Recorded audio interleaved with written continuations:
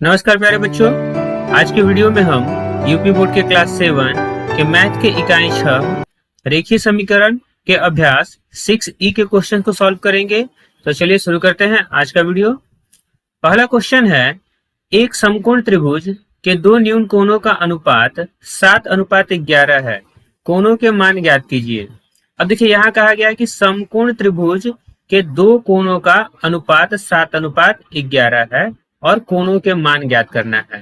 ठीक है, तो सबसे पहले यहाँ दिया गया है कि समकोण त्रिभुज है, तो हम यह जानते हैं कि समकोण त्रिभुज में एक कोण जो होता है वह 90 डिग्री का होता है। तो हम यहाँ लिख सकते हैं, चूंकि त्रिभुज समकोण त्रिभुज है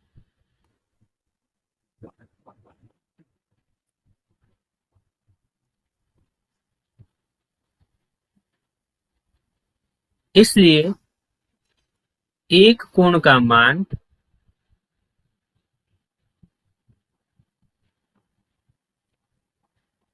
बराबर 90 डिग्री। ठीक है, अब देखिए यह समकोण त्रिभुज का उदाहरण हो गया जिसमें से एक कोण का मान 90 डिग्री हमें प्राप्त है। ठीक है, अब यह जो दो कोण बच गए, शेष दो कोण जो बच गए, इन दोनों कोणों का योग जो होगा वह 180 माइनस 90 मतलब कि 90 डिग्री का होगा। ठीक है, समकोण त्रिभुज में एक कोण का मान 90 डिग्री होता है और शेष दो कोणों का योग जो होता है वह भी 90 डिग्री का होता है।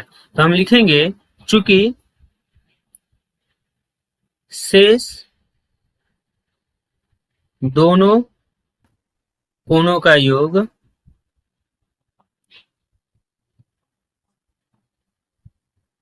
बराबर 90 डिग्री। ठीक है, अब देखिए यहाँ अनुपात दिया गया है, तो हम यहाँ मान सकते हैं कि माना कि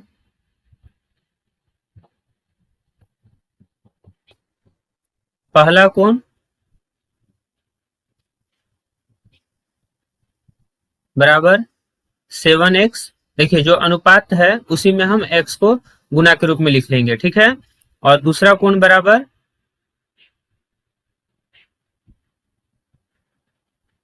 11x। ठीक है, अब देखिए यहाँ दोनों कोणों का योग 90 डिग्री हमें प्राप्त हुआ है, तो हम यहाँ लिख सकते हैं या 7x प्लस 11x बराबर 90 डिग्री। ठीक है, या अब इसे हम जोड़ेंगे तो ये हो गया 7 और 11 हो गए 18x बराबर 90, या x बराबर 90/18। ठीक है, 18 से भाग करेंगे 90 में, 5 बार में भाग लगेगा, तो हमें x का जो मान प्राप्त होगा वह 5 होगा। ठीक है, अब देखिए पहले कोण को हमने माना था 7x, तो हमें लिखेंगे अतः पहला कोण बराबर 7 गुना 5 बराबर 35 डिग्री तथा दूसरा कोण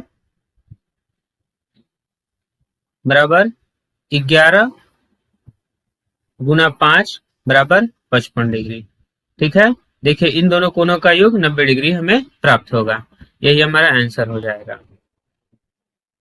इसे ज्ञात करने का एक तरीका और हो सकता है, जैसे पहला कोण जो है, पहले कोण का मान यह 7x है। ठीक है, और योग 90 डिग्री है, तो हम यह लिख सकते हैं 90 गुना 7x बटा, अब इन दोनों को हम जोड़ेंगे तो यह 18x होगा।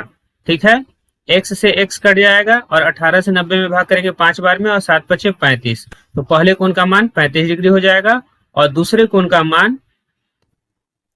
कोण बराबर यह हो जाएगा 90 गुना 11x बटा 18x, x से x कट जाएगा, 18 से भाग करेंगे 90 में 5 बार में और 5 और 11 का गुना करेंगे तो ये हो जाएगा 55 डिग्री।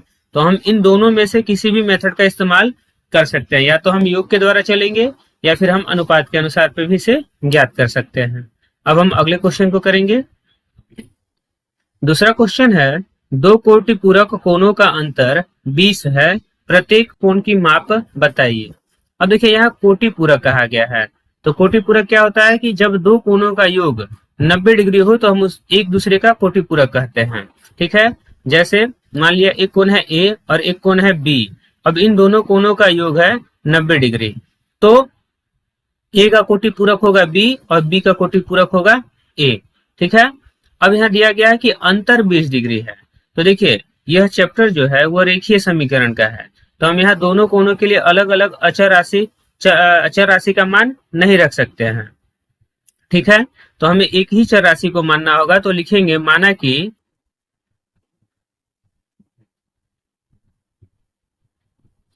बड़ा कोण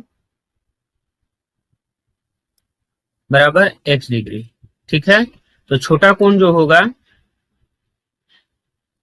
वह इससे 20 डिग्री कम है, तो लिखेंगे x माइनस 20 डिग्री। ठीक है, अब देखिए हम जानते हैं कि कोटि पूरक कोणों का योग 90 डिग्री होता है, तो हम लिखेंगे चूंकि दोनों कोण कोटि पूरक है,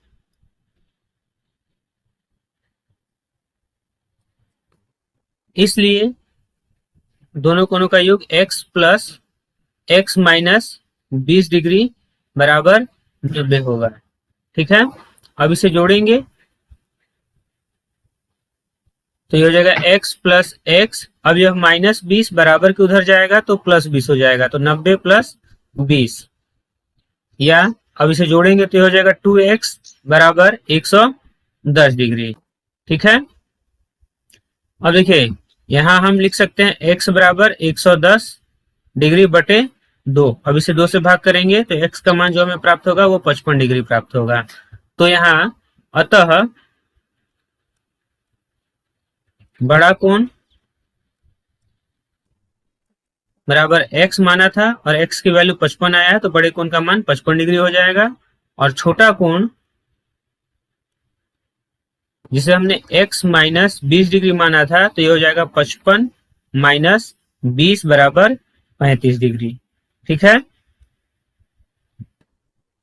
देखिए यहां इसे हम एक और तरीके से सॉल्व कर सकते हैं। जैसे यह रेखीय समीकरण से संबंधित है, तो हमने एक चर को माना था, x को माना था। ठीक है, हम यहाँ दो चर के द्वारा भी इसे हल कर सकते हैं। जैसे दोनों कोण, मान लिया पहला कोण a है और दूसरा कोण b है, इन दोनों का योग जो है वह 90 डिग्री है। क्यों? क्योंकि यह कोटि पूरक कोण है और यहाँ दिया गया कि दोनों का अंतर 20 डिग्री है, तो हम यहाँ लिख सकते हैं a माइनस बी बराबर 20 डिग्री। ठीक है, अब यह समीकरण 1 हो जाएगा और यह समीकरण नंबर 2 हो जाएगा। अब इन दोनों को हम अगर जोड़ेंगे तो यह प्लस माइनस कट जाएगा और यह हो जाएगा 2a बराबर 110 डिग्री, या a बराबर 110 बटा 2, तो यह हो जाएगा 55 डिग्री। ठीक है, तो a का मान 55 हो जाएगा और हम किसी भी समीकरण में a का मान रखकर b का मान ज्ञात कर सकते हैं। जैसे अगर हम यहाँ a प्लस बी बराबर 90 डिग्री है, तो यहाँ a का मान अगर हम 55 डिग्री रखते हैं तो प्लस b बराबर 90 डिग्री, और b को हम इधर रहने देंगे, 55 बराबर के उधर जाएगा, तो 90 माइनस 55 बराबर 35 डिग्री। ठीक है, तो यह तो हुआ कि जब हम इसमें दो चर का मान रखते हैं। ठीक, तो हम इस अभ्यास में रेखीय समीकरण मतलब एक चर से संबंधित समीकरणों को हल करना सीख रहे हैं, तो हम इस विधि से इसे हल करेंगे। ठीक है, अब हम क्वेश्चन नंबर 3 को करेंगे। तीसरा क्वेश्चन है, दो समपूरक कोणों का अंतर 40 डिग्री है, प्रत्येक कोण की माप क्या है? अब देखिए यहाँ समपूरक कोण कहा गया है, मतलब दो कोणों का योग 180 डिग्री, a प्लस बी बराबर 180 डिग्री होगा।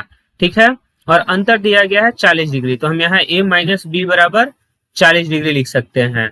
अब देखिए यहाँ b से b कट जाएगा और 2a बराबर हमें प्राप्त होगा 220 डिग्री, या a बराबर अगर हम 220 में 2 से भाग करेंगे तो 110 डिग्री प्राप्त होगा। ठीक है, अब यहाँ अगर हम 110 डिग्री रखते हैं तो b का मान हमें 70 डिग्री प्राप्त होगा। तो यह तो हो गया कि दो चर वाले समीकरण के आधार पर हम इसे कैसे हल करेंगे। अब इसे हम एक चर वाले समीकरण पर कैसे हल करेंगे उसे देखेंगे। तो लिखेंगे माना कि बड़े कोण का मान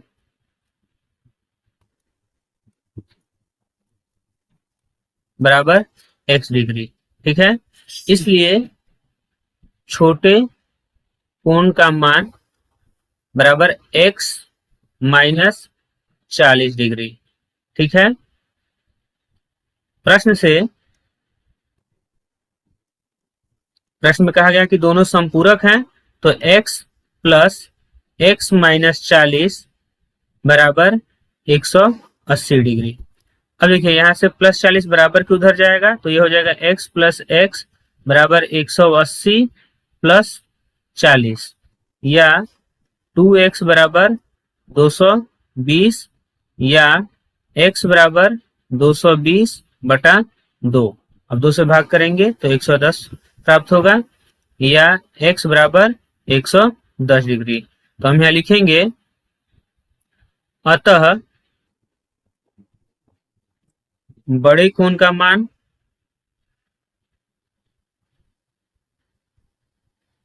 बराबर 110 डिग्री तथा छोटे कोण का मान बराबर 110 माइनस 40 बराबर 70 डिग्री। ठीक है, और ये हमारा आंसर होगा। अब हम चौथे नंबर क्वेश्चन को करेंगे। चौथा क्वेश्चन है, एक आयताकार मैदान 190 मीटर लंबे तार से घिरा है। यदि मैदान की लंबाई उसकी चौड़ाई की 1.5 गुनी हो तो मैदान की लंबाई और चौड़ाई अलग अलग ज्ञात कीजिए।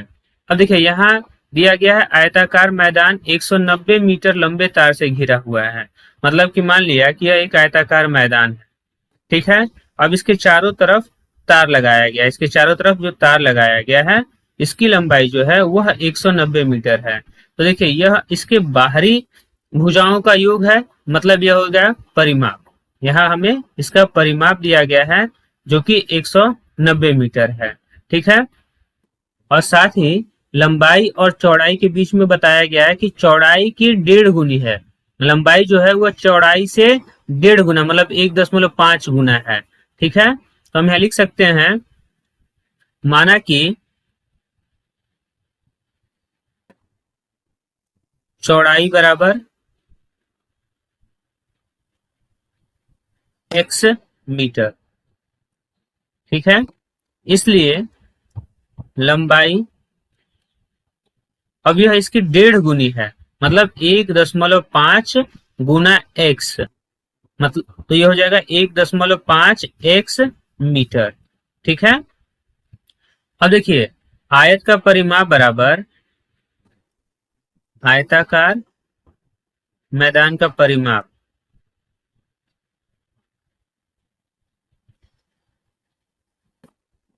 का सूत्र होता है 2 इंटू लंबाई प्लस चौड़ाई। तो यहाँ परिमाप हमें 190 मीटर के रूप में प्राप्त है, तो इसे लिखेंगे 190 बराबर 2 गुना लंबाई हमारा हो गया 1.5 x प्लस चौड़ाई हो गया x, x मतलब 1x। अब देखिए 2 यहाँ गुना के रूप में है, बराबर किधर आएगा तो भाग हो जाएगा, बराबर अब यह जोड़ेंगे तो यह 2.5 x होगा। ठीक है, या 190 बटा 2 गुना, अब यह गुना में है तो इधर भाग में आ जाएगा 2.5 बराबर x।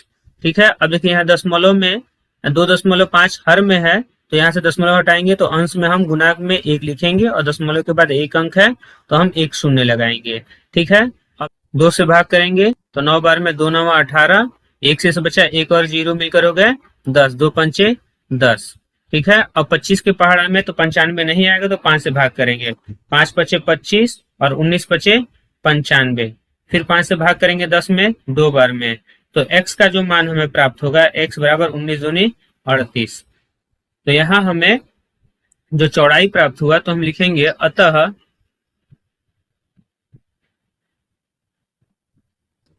चौड़ाई बराबर 38 मीटर तथा लंबाई बराबर 1.5 गुना 38। ठीक है, मीटर, तो यह हो जाएगा 57 मीटर। ठीक है, इसे हम गुना करेंगे तो ये 570 होगा और 1 अंक के पहले दशमलव लगाएंगे तो शून्य हट जाएगा। जैसे अगर हम देखें तो 38 गुना 1.5, 5 से गुना करेंगे 8 पचे 40 का शून्य हासिल 4, फिर 5 से गुना करेंगे 5 से 15 4 19, 190 और ये हो जाएगा 38। अब जब इसे जोड़ेंगे तो ये 0 9 8 17 के साथ हासिल 1 3 1 4 4 1 5, ठीक है। अब देखिए 1 अंक के पहले दशमलव है तो हम यहाँ 1 अंक के पहले दशमलव लगा लेंगे, और दशमलव के बाद शून्य है तो उसका कोई मतलब नहीं है। तो यहाँ जो लंबाई होगा वह 57 मीटर होगा। इसी के साथ इस अभ्यास के सारे क्वेश्चन हो गए।